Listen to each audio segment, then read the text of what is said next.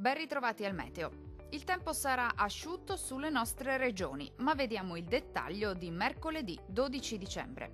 Sul Veneto sarà bel tempo, sarà infatti asciutto e stabile su tutti i settori.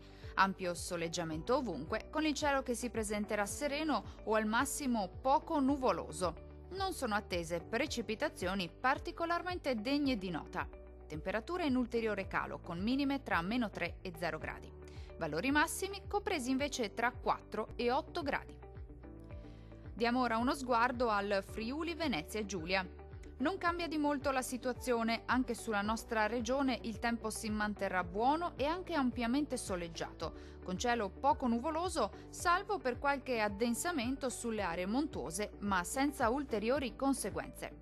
Temperature minime tra -2 e 0 gradi. Massime oscillanti invece tra 6 e 8 gradi circa. Vediamo infine la situazione del Trentino Alto Adige. Sarà una splendida giornata caratterizzata da un tempo asciutto e stabile ovunque. Sarà anche ampiamente soleggiato su tutti i settori, con il cielo che si presenterà sereno praticamente ovunque. Non sono attese precipitazioni degne di nota. Temperature minime tra -3 e -1 grado. Le massime invece si attesteranno intorno ai 5 gradi.